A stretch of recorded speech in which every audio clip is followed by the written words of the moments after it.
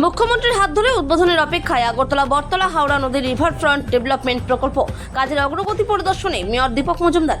আগামী কিছুদিনের মধ্যেই ত্রিপুরার মুখ্যমন্ত্রী ডাক্তার মানিক সাহার হাত ধরে উদ্বোধন হতে চলেছে আগরতলা বটতলা হাওড়া নদীর অববাহিকায় বাস্তবায়িত রিভারফ্রন্ট ডেভেলপমেন্ট প্রকল্পের সৌন্দর্যায়নের কাজ।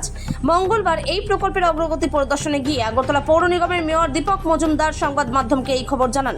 এদিন পরিদর্শনের সময় মেয়রের সঙ্গে উপস্থিত ছিলেন আগরতলা পৌর নিগমের কমিশনার সাজু ওয়াহেদ এবং স্মার্ট সিটি প্রকল্প ও পুর নিগমের অন্যান্য উচ্চপদস্থ আধিকারিকরা। আগরতলা স্মার্ট সিটি লিমিটেডের রিভারফ্রন্ট ডেভেলপমেন্ট প্রকল্পের আওতায় স্টিল ব্রিজ থেকে দশমীঘাট পর্যন্ত প্রায় 2 কিলোমিটার এলাকা জুড়ে এই সৌন্দর্যায়নের কাজ চলছে। প্রায় 100 কোটি টাকা ব্যয়ে 2021 সালে শুরু হওয়া এই মেগা প্রকল্প বর্তমানে একেবারে শেষ পর্যায়ে পৌঁছেছে। একসময় পরিত্যক্ত অবস্থায় পড়ে থাকা আগরতলা বটতলা হাওড়া নদীর তীর এখন ধীরে ধীরে একটি আকর্ষণীয় পর্যটন কেন্দ্রে পরিণত হচ্ছে। ত্রিপুরা সরকার ও পৌর নিগমের মূল লক্ষ্য আগরতলা শহরবাসীকে উন্নত নাগরিক পরিষেবার পাশাপাশি বিনোদনের আধুনিক সুযোগ সুবিধা প্রদান করা। ত্রিপুরা থেকে বিক্রম কর্মকারের রিপোর্ট, বিগ নিউজ বাংলা।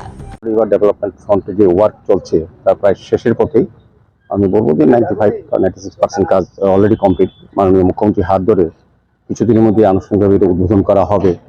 এই কাজগুলো দেখতে আসলাম। আর আমাদের মিউনিসিপ্যালিটি কর্পোরেশন থেকে আমাদের একটা সিদ্ধান্ত নিয়েছিল যে যারা আর্থিকভাবে দুর্বল তাদের ছেলে মেয়েদের বিয়ের অনুষ্ঠান করার জন্য সামাজিক একটা হল আমরা এখানে করবো, কমিউনিটি হল। এই হলটা জায়গাটা নির্ধারণ করেছি, দেখেছি।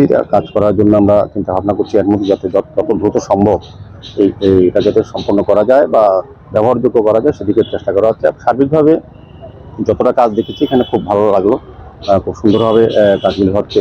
হাওড়া মার্কেটে যারা অস্থায়ী ব্যবসায়ীরা ছিলেন, যারা বিভিন্ন সময় বেআইনিভাবেই তারা বসবাস করছিলেন, তাদেরও আমাদের যে সরকার, আমরা মানবিক, আমাদের মুখ্যমন্ত্রী অনেকটা মানবিক দৃষ্টিভঙ্গিতে উনি আমাদের নির্দেশ দিয়েছেন, সেগুলো তাদের জন্য আমরা এটা ব্যবস্থা করা হচ্ছে। পাশাপাশি অন্যান্য জায়গায় যে সকল রাস্তা দখল করে যারা ব্যবসায়ীরা বসে আছেন অনৈতিকভাবে, তাদেরকেও যাতে কিছু জায়গায় পুনর্বাসন দেওয়া যায় কিনা সেদিকে খতিয়ে দেখার জন্য আমাদের কমিশনার সাহেব সহ আধিকারিক নিয়ে আমরা আজকে বেরিয়েছি।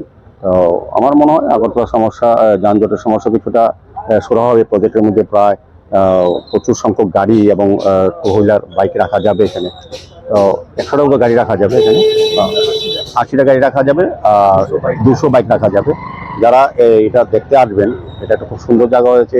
2.2 কিলোমিটার জায়গাটা অত্যন্ত সুন্দর। এটা এই রাজ্যে প্রথম কোনো নদীর পাড়ে এত সুন্দর একটা প্রজেক্ট করা হয়েছে।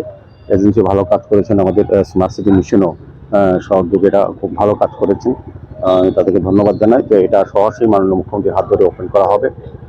সার্বিকভাবে আগরতলা শহরের সার্বিক উন্নয়নের জন্য আমরা প্রতি মুহূর্তে ভিজিট করি, প্রতি জায়গায় আসবো, এটা উদ্দেশ্যেই দেখা যাচ্ছে অমেরিকায় 53টি দোকান উঠানো নিয়ে যে নোটিশ ইস্যু করা হয়েছে, তা নিয়ে এটা বিতর্ক। এটা ওনাদের সঙ্গে আগেও কথা হয়েছে। ওনারা আপনাদের সঙ্গে কি বলে জানি না, কতটা দোকান আছে এটা সার্ভে রিপোর্ট আমাদের কাছে আছে। ওরা বললেই হবে না এতটা দোকান। তবে রাস্তার পাড়ে বেআইনিভাবে কোনো ব্যবসায়ীকে ব্যবসা করার সুযোগ দেওয়া যাবে না, কারণ সেখানে আমাদের নিকাশি ব্যবস্থা উন্নয়ন করার জন্য শহরে যাতে জল না জমে সে কারণে আমাদের সমস্ত ড্রেনগুলি কভার ড্রেন করা হচ্ছে। সেক্ষেত্রে ব্যবসায়ীরা দখল করে বসে আছেন, তাদেরকে সরে যেতে হবে।